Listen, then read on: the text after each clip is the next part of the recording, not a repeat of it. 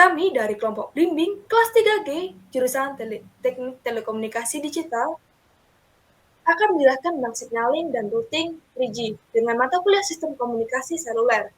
Next. Dengan anggota kelompok yang pertama, Trinis Yuliatmanti, yang kedua, Muhammad Raffi Mahendra, yang ketiga, Rahandito Setiaki Kanasteka, yang keempat, Fitania Maharani. Next. Third Generation. 3G adalah generasi ketiga yang menawarkan kecepatan transfer data yang lebih cepat dari 2G. 3G memiliki kecepatan transmisi yang berkisar antara 384 kbps sampai 2 mbps. Akses yang cepat ini merupakan andalan dari 3G yang tentunya mampu memberikan fasilitas yang beragam pada pengguna, seperti menonton video secara langsung dari internet atau berbicara dengan orang lain menggunakan video.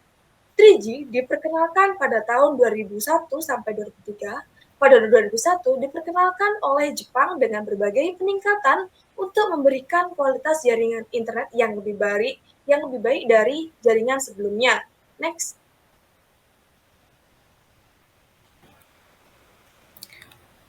Selanjutnya yaitu pengertian signaling. Signaling sendiri merupakan sinyal-sinyal sebagai indikator yang terdengar saat melakukan panggilan pada jaringan telekomunikasi. Fungsinya ialah agar pesawat telepon pelanggan dengan sentral bisa mengetahui keterhubungan satu sama lain, atau agar pesawat telepon dengan sentral bisa saling berhubungan dengan indikator sinyal lain. Nah, untuk arsitekturnya seperti ini. Yang pertama yaitu internet akan terhubung dengan Public Switch Telephone Network atau PSTN. Yang kedua dengan internet dengan MNO2. Yang ketiga yaitu dengan Mobile Network Operator 1 atau MNO1. Selanjutnya PSTN akan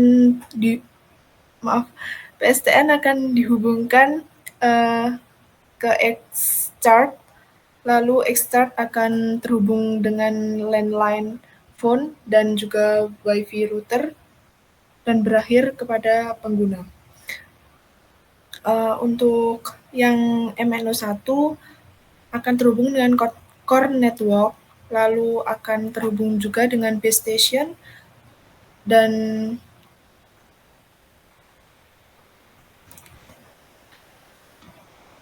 base station ini akan dibagi menjadi 3 lagi dari beberapa base station dan kemudian akan terhubung ke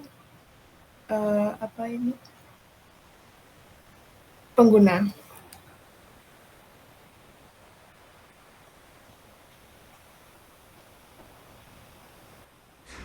Baik, saya akan menjelaskan tentang signaling dari teknologi 3G dengan contoh kasus alur panggilan yang sederhana, yang dimana terdapat 3 bagian gambar yang berwarna hijau, ungu, dan merah, serta ada sedikit bagian yang berwarna biru. Untuk alur dari 3G itu termasuk warna yang ungu.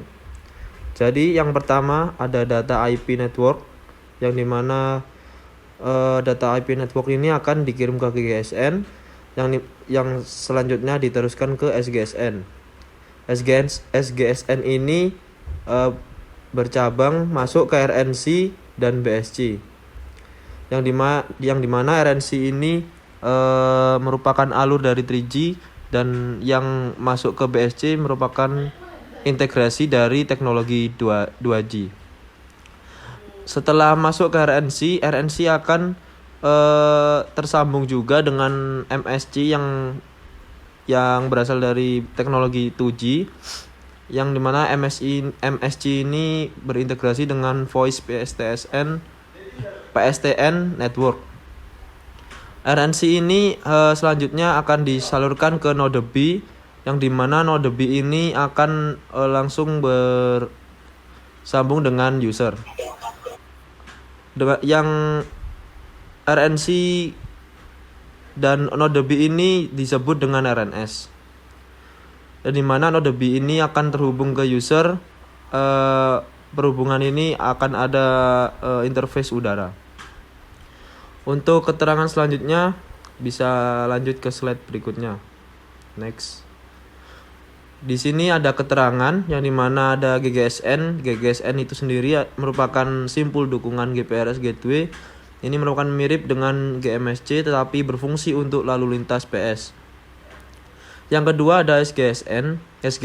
SGSN ini melayani node dukungan GPRS yang pekerjaannya mirip dengan MSC atau VLR tetapi untuk lalu lintas PS.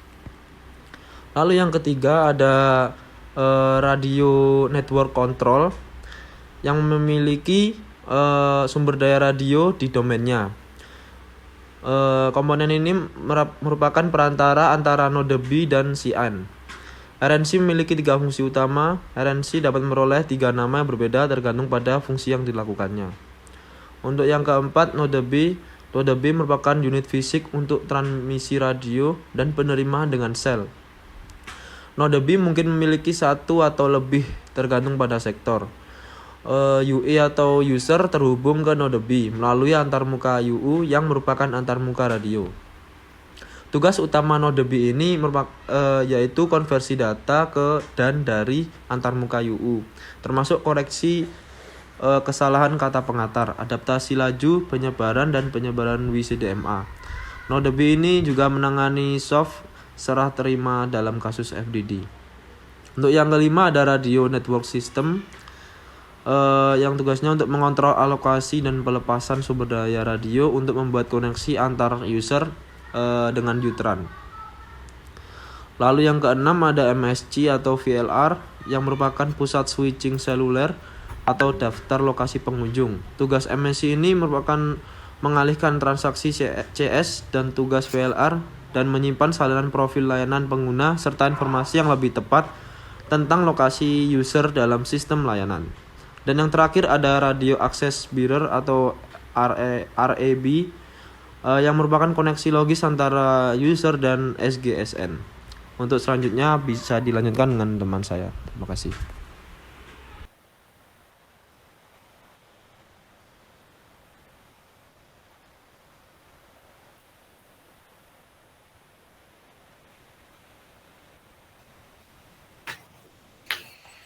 Selanjutnya ada pengertian dari routing.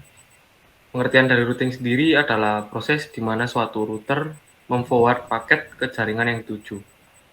Suatu router membuat keputusan berdasarkan IP address yang dituju oleh paket. Semua router menggunakan IP address tujuan untuk mengirim paket. Next.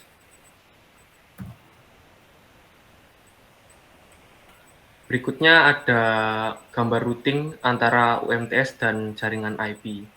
Sebelumnya, UMTS merupakan teknologi dari 3G yang bisa juga disebut dengan Wideband Code Division Multiple Access atau WCDMA.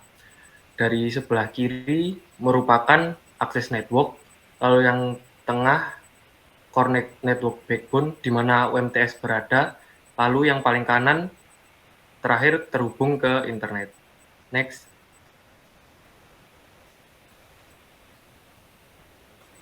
Nah, penjelasan dari gambar sebelumnya, biasanya protokol routing tidak diperlukan dalam access network.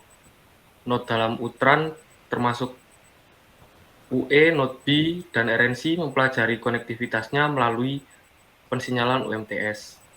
Namun, skenario harus dikonfigurasi untuk mengaktifkan perutaan paket di luar Utran. Ada 2 aspek dalam routing. Yang pertama, protokol perutaan diperlukan di jaringan backbone core network UMTS untuk mengaktifkan perutaan antara SGSN, GGSN, dan HLR yang mungkin berjarak beberapa lompatan satu sama lain.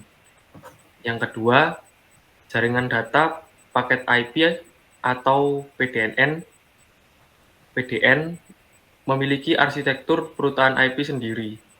Untuk merutakan paket antara PLMN UMTS dan jaringan IP, diperlukan informasi perutaan, terutama pada node di batas antara PLMN dan PDN.